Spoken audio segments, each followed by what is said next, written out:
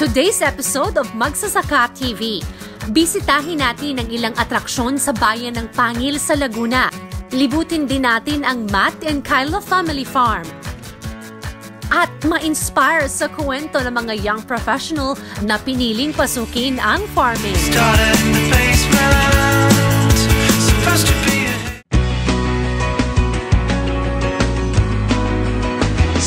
Sama-sama natin tuparin ang pangarap.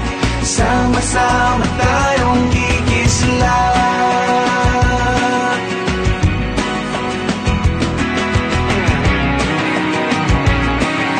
Sama-sama tayong kikislap.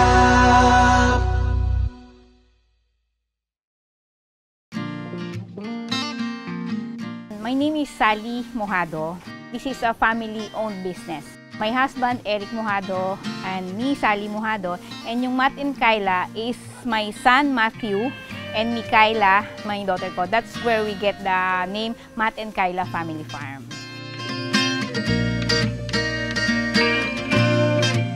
This land is around 5 hectares, and ang nadidevelop pa lang namin is around 3/4 of the whole lot. Una namin itinanim muna dito is the mahogany. We have around 800 trees of mahogany. Una is to help the lot kasi medyo hilly siya. So we wanted to preserve the lot para hindi siya mag-corrode. Then nagplant na rin kami ng mga fruits para in the future mag-earn din kami ng other incomes from those fruits na actually yung mga fruits na nandito is dwarf. Hindi siya tataas ng malaki. So in the next years, yung mga bibisita sa farm, they can just pick and eat whatever they fruit they want. Ang Matt and Kyla Family Farm ay matatagpuan sa munisipyo ng Pangil na siyang itinuturing na agricultural capital ng Laguna. Bukod sa mayamang lupa at magandang klima, dito rin sa Pangil matatagpuan ang Laguna State Polytechnic University na siyang pangunahing agricultural college sa Laguna. Isa ito sa mga bagay na nakainganyo sa mag-asawang Sally at Eric, mga OFWs ng mahigit 11 taon na magsimula ng sarili nilang agribusiness sa Laguna. Since Pangil is the agricultural capital of Laguna, dito kami nakakuha ng lot, and luckily naman, since we start, this is really gubat. And now, we started developing the area hanggang sa nakita nga namin na maganda yung potential for this to be a goat farm under the DB Bower umbrella. At sa pamamagitan ng pagpapartner nila kay Mr. Dex Villamin ng DV Bower Farm, natutunan nila ang tamang pagpapalakad ng paiwi program sa sarili nilang goat farm. Actually before, we are just a paiwi partner of DB Bower. From Middle East, nakilala namin ang DB Bower. Tapos during time na umuwi kami ng Pilipinas, nag-visit kami sa DB Bower. Then nakita namin how good is the farm. Na-encourage kami to have the farm because of the advocacy na meron si Mr. Dex Villamin.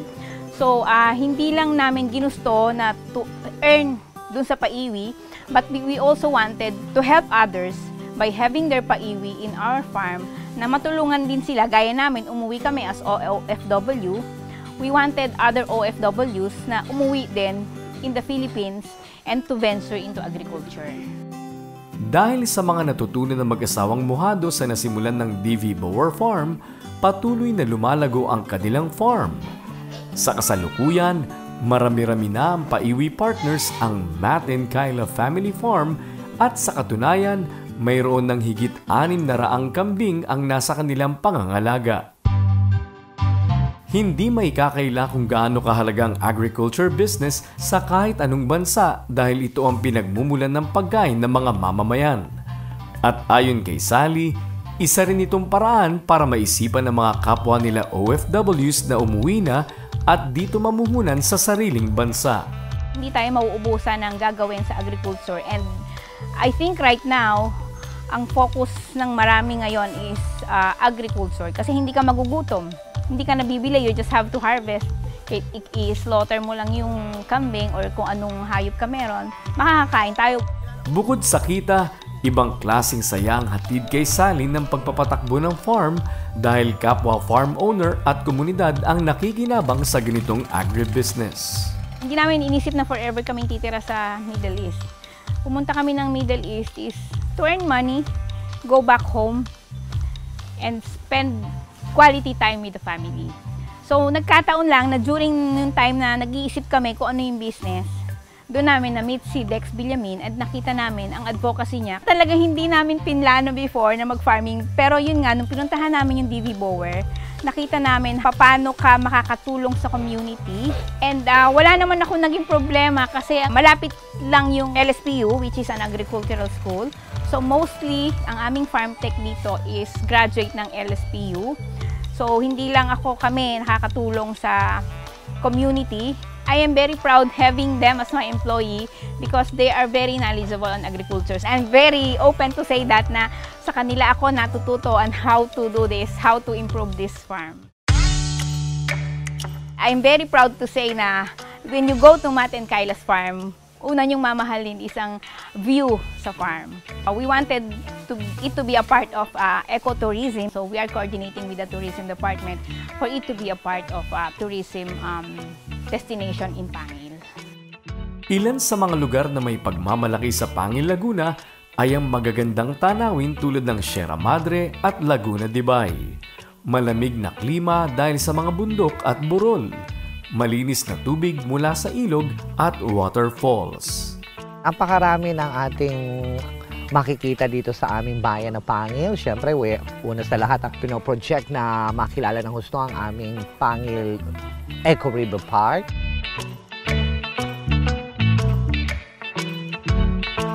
Como ang aming bayan ay mabundok pa, so we're trying to develop more dito sa aming kabundukan upang ito ay maging agricultural tourist. So, tayo ay nagpo-focus ngayon tungkol sa mga halaman at mga iba pang mga prutas, gulay at pag-aalaga ng hayop sa ating kabundukan.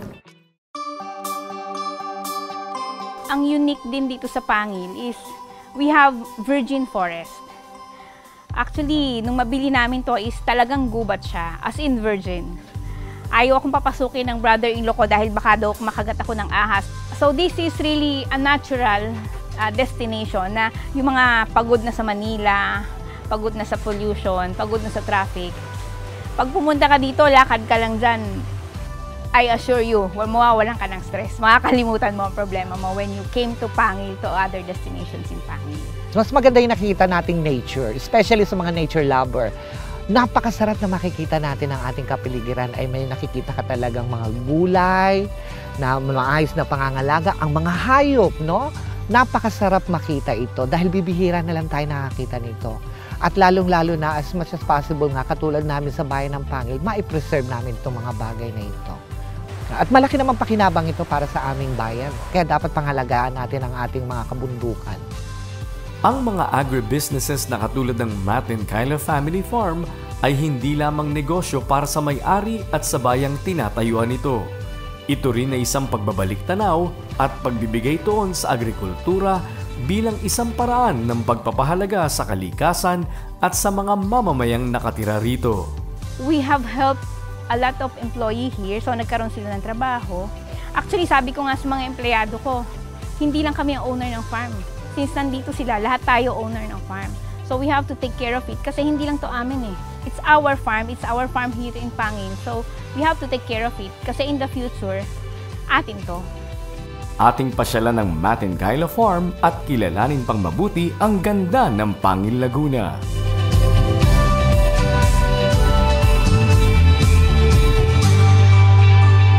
Sama-sama tayong kikislap.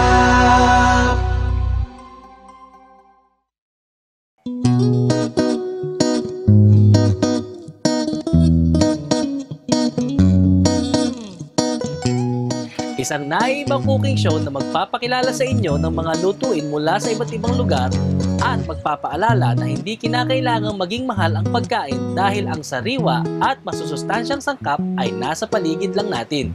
Ako po si Dexter Villamin kasama ang ibang chef at mga food critics. Samahan nyo kami tuwing linggo dito sa Kusina sa Kanayunan. Kusina sa Kanayunan, your food is always fresh, always the best. Kusina sa Kanayunan, the truth's organic.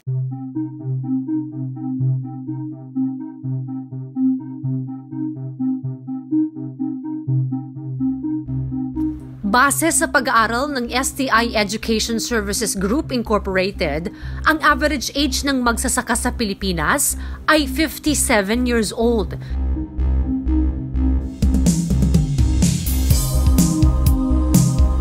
Ito'y isa lamang patunay na kakaunti na lang sa ating kabataan ang pinipiling pasukin ang farming. Pero alam nyo ba na sa Matt and Kyla Family Farm sa Pangil, Laguna, karamihan sa mga magsasaka dito ay mga millennial? Kilalanin natin ang dalawa sa mga young professionals na pinili ang pagsasaka sa halip na ibang propesyon, sina Irvin Jade at Jerome. Ako po si Irvin J. Diaz, OIC po, Operation in Charge. Dito po kay Ma'am Sally. Isa po siya sa sub-farm ni DB Bower, kay Sir Dex Villamin po. Ako po si Jerome Bismonte, 21 years old po. Fresh grad po ako, Laguna State Polytechnic University, Sinulaan Campus. Si Irvin Jade ay nagtapos ng kursong Agricultural Technology sa Laguna State Polytechnic University. Nasubukan niya na ring magtrabaho sa Israel bilang farm technician. Ngunit makalipas ang 1 taon sa ibayong dagat, ay minabuti niyang bumalik na lang sa Pilipinas at dito ipagpatuloy ang kanyang career. Ito po yung pinakauna kong trabaho sa Pilipinas kasi nung nag-aaral po ako, pinalad po ako mapunta sa Israel. Isa po ako sa estudyante ng Agro Studies na nag-train po doon how to run yung farm tsaka yung impact niya sa society, sa environment. Bagamat mas maliit ang kanyang kita rito sa bansa kung ihahambing sa Israel, nangibabaw ang kanyang mainit na pagmamahal sa bayang kanyang tinubuan. Tunay po na malaki ang kikitain mo sa ibang bansa. Pero sa kabila po nun, maaawa po kayo sa Pilipinas kasi iwan na po sa pagdating sa agriculture. Ay kabila po nun, naisip ko yung kapwa Pilipino ko. Balang araw po kasi kung hindi natin tutugunan yung kakulangan natin sa pagsasaka, ay wala pong magpapakain sa bansa natin. Inihikayat ko kayo, lalong-lalo ng mga kabataan ngayon, na tangkilikin niyo sana yung mga produkto natin sa Pilipinas. Tulad ni Irvin Jade, tapos din ng kursong Agricultural Technology sa kaparehong universidad si Jerome.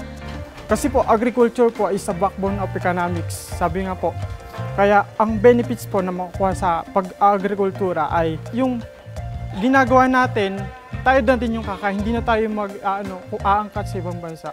Sa kasalukuyan, siya ang namamahala sa isang gusali ng Matt and Kyla Family Farm kung saan inaalagaan ang mga kambing na nagpapagaling mula sa karamdaman.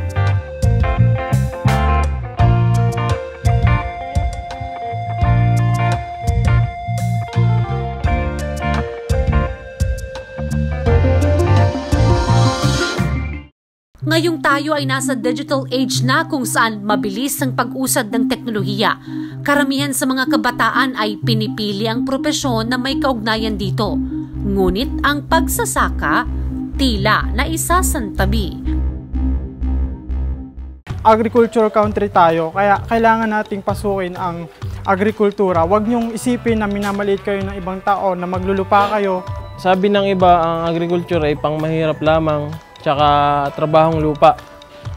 So mali yung iniisip nyo yun kasi sa agriculture, malaki ang pera doon kung yayamanin nyo at huhubugin nyo lang ng maayos yung lupa ninyo. Ang kwento ni Irvin Jade at Jerome ay patunay lamang na hindi dapat ikinakahiya ang pagsasaka. Bagkus ito ay dapat na isinusulong at higit na pinapayabong. Sa patuloy na pagtaas ng average age ng mga magsasaka sa bansa, ang solusyon ay nasa kabataan ngayon. Sa panahon natin ngayon kung saan mahal ang mga bilihin, napapanahon ng pagtuunan natin ng higit na pansin ang agrikultura at sa pagkakataong ito, malaki ang papel na dapat gampanan ng bawat millennial.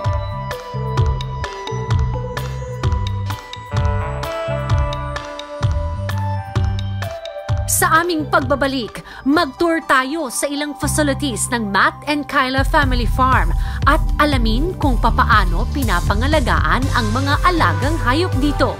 Kaya tutok lang sa Magsasaka TV. Sama-sama tayong kikislap.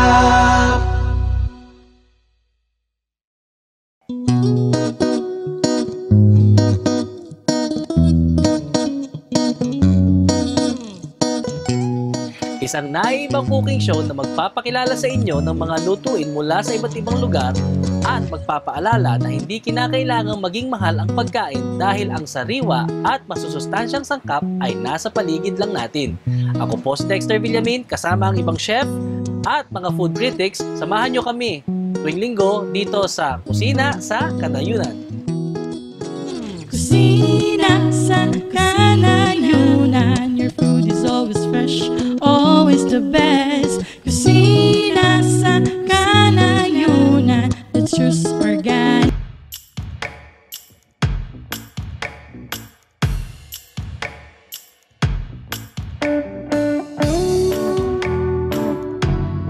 You can see the Laguna de Bay from the farm and also the Sierra Madre. Malamig na simoy ng hangin. Sariwang pagkain. At tahimik na kapaligiran.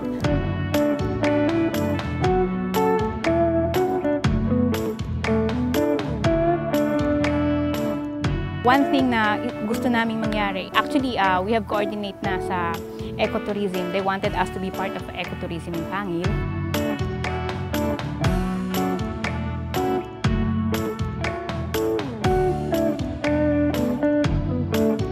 We want this to be a camping site. We can tour the tourists sa mga virgin na forest and also the falls. We have falls din sa taas. We have virgin falls na pwedeng puntahan. We can tour them. Mga karanasan na iyong madarama sa iyong paglilibot sa Matt and Kyla Family Farm. And after the tour, we can accommodate them here.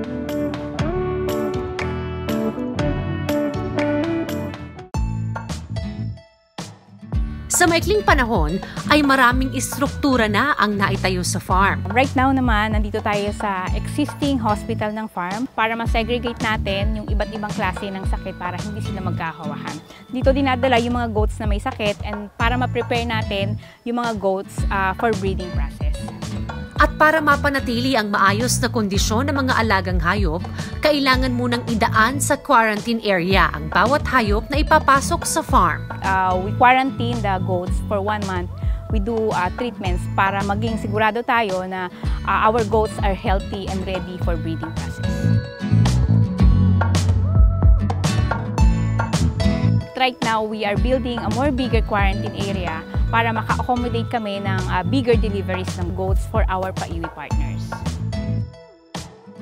Bukod sa pag-aalaga ng mga hayop, iba't ibang prutas at halaman din ang matatagpuan sa farm. The thing na talagang naiiba or kami pa lang as of now is we are producing strawberries. Actually, yung strawberries namin is same strawberries na nagagaling sa Baguio. Nabubuhay dito ang strawberry because of the cold weather that we have in the farm. Isa rin sa isinusulong ng Matt and Kyla Family Farm ay ang paglikha ng arts and crafts na nagbibigay ng dagdag na kita sa mga residente. Doon sa maikling panahon na inilagi ko sa Pangil, dito ko nakita na yung mga tao dito is nabubuhay din sa arts and craft like the paper mache. So we are planning now to start our own paper mache team or the arts and craft team wherein yung mga ang aming empleyado is they can earn money for the community then, so we can help the community for them to do the arts and craft kung ano yung specialty ng mga tao dito sa barangay.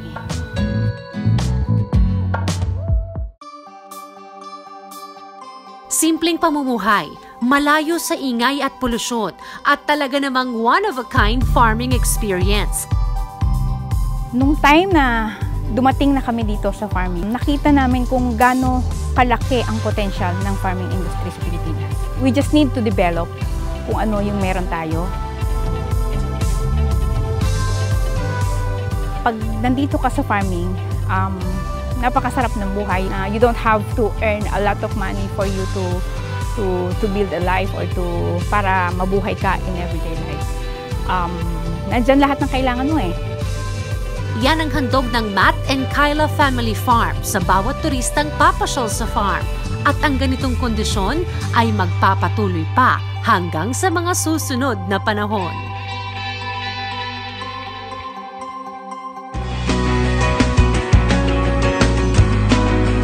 Sama-sama natin tuparin ang pangarap. Sama-sama